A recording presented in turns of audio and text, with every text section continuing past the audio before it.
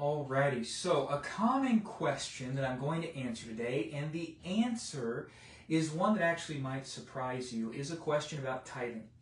So as Christians, many have this question: should I biblically tithe? And I'm going to answer that by looking at both what the tithe was in the Old Testament. It's probably not exactly what you think it was, because there were actually 3 tithes. So I'm going to unpack that biblically. And then in the New Testament, it actually focuses on something else. So I want to say from the very beginning, the biblical answer of is tithing biblical is it does not teach us to simply give 10%, pat ourselves on the back, say we're self-righteous and good with God. As a matter of fact, what the New Testament says in 2 Corinthians 9 is that we are to give each one of us as we've purposed in our heart, as we've decided between us and the Lord is what that's saying. What you have decided, not grudgingly and not out of necessity. So it's not out of compulsion. It's something you decided between you and God. Now, what is the point of financial freedom and wealth, of building that? It's not so that you can just buy a bunch of fancy stuff for yourself and enjoy a lot of expensive things. The Lord is very good to us, and He's given us more than we need. He takes care of us beyond what our basic needs are in so many instances. And if you're in the United States hearing me say this, you live in the wealthiest nation in the world, and perhaps even in all of human history. Enormously, enormously blessed with the types of things we have. I mean, even behind me, you see I have books on the wall and a Lego set. I don't need these things. They are great tools and great toys and enjoyment, but they're not things I need. So what is the point of getting hold of our financial picture in general? It is so that we can be generous. The Lord is after our heart. And so when it comes to your giving, look, for some people 10% is not a sacrifice and it's not a compulsion. If you are in enormous financial distress and can't even put food on the table for your family, then tithing is a whole different story. So let me, after setting that biblical basis, that it's very clear in the New Testament that we are to give as we decide in our heart. Now, that is between us and God. But then it goes on to teach this in the Old Testament. There's not one tithe alone. Tithe does mean 10%. That's where the word comes from. But there's actually 3 tithes in the Old Testament, 30%. And let me unpack what that is. One of the tithes was very much how you hear about tithing today. 10% of the tithe was essentially to provide for the temple and to provide for the Levites, and often that was your local Levite or Levites that you were supporting. And then there was even like a temple tax, which you could argue is kind of like a denominational or some type of structure for multiple churches coming together to support the temple. So you do see this biblical principle there in how the Lord set things up under the Old Testament, Old Covenant law. Now, what was the other 2 types of tithes? And I mention this because many times people that want to be really hard-nosed about every Christian should give 10%. At the same time, they're expecting the church to do, in the present day, some of these other things that God provided additional funding sources for. So that's why I'm saying, if you want to be really hard-nosed about the tithe and take it super, super literally, well, are you really going to live out all 3 of these tithes? Because then it will empower your church to be able to do more. The average Christian gives about 3% or less of their income to charitable causes. By the way, that's the last statistic that I've seen. But what is the second tithe?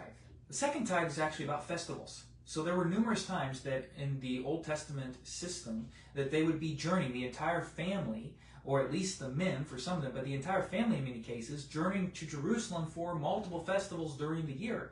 Sometimes these were a week long. You got travel there and back. You got to step away from work. You're buying a feast and particular items for that. You might be making a special offering or purchasing a sacrificial animal or needing lodging while you're there. It was expensive, and they were to set aside 10%, the tithe, to be able to celebrate these things.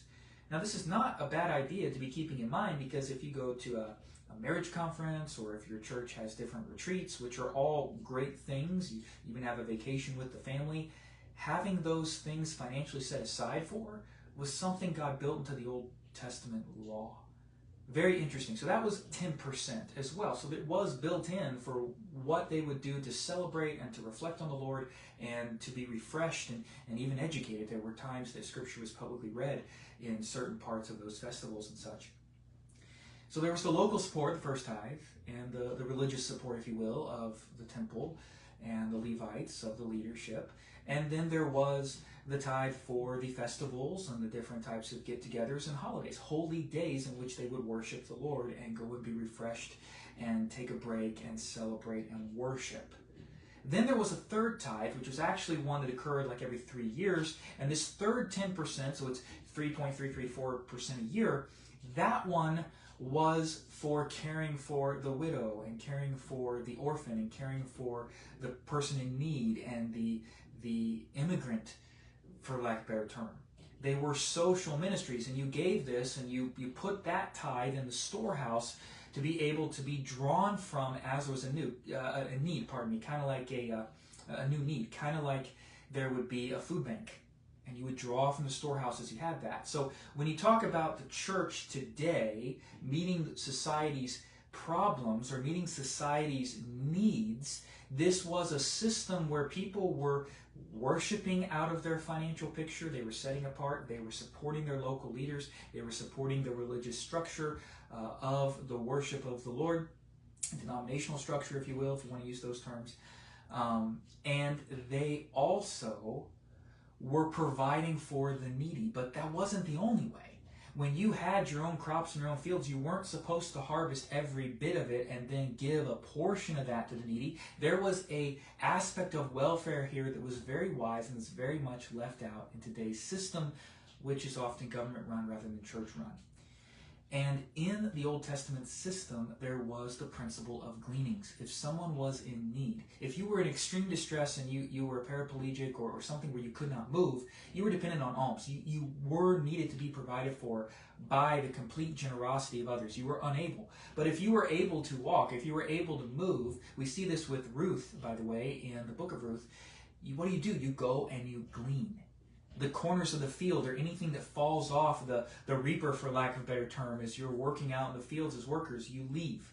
And those who are in need can come and they can gather up. They have the dignity of work, but they're able to come and gather this food to provide for their families and their needs. And so there was an element of, if you will, in that sense, social generosity and social sharing, and not taking every nick and knack, every nook and cranny of what you grew or what you produced from your own labor, but having this generous heart. And so the point I was hoping to make in this video, and that I hope I've gotten across, is that the point of the biblical principle of giving and tithing all has to do with your heart.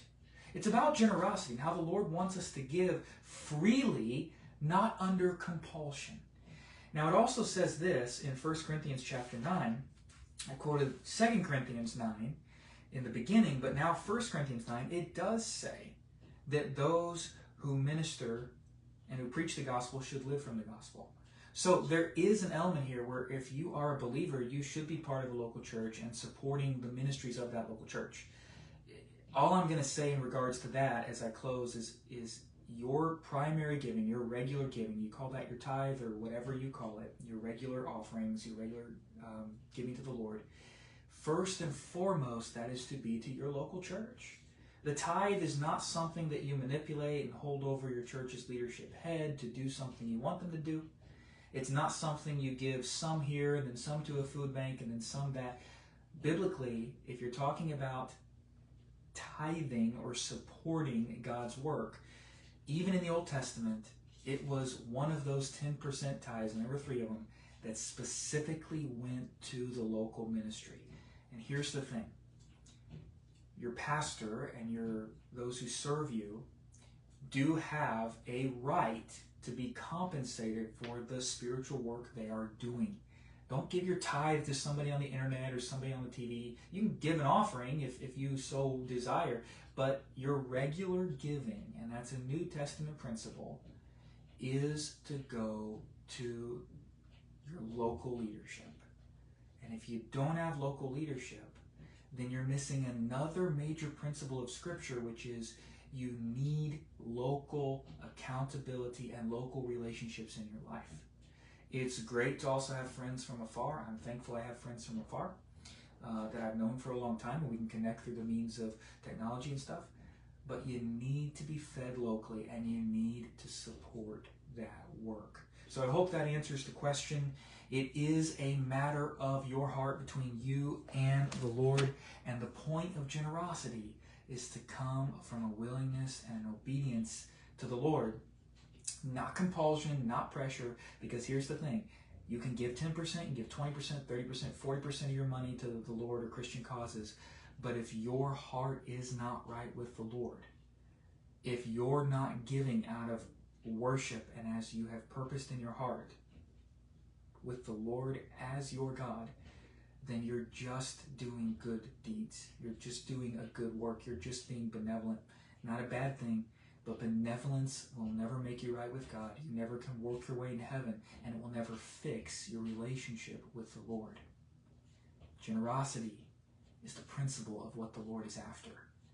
Wisdom and finances, all that is definitely scriptural as well. Be more videos on that coming up. But I hope this has been officially a day. Feel free to drop a comment, agree or disagree, or feel free to send me a message. We'd love to carry on the conversation if this is something that is hit home for you. God bless.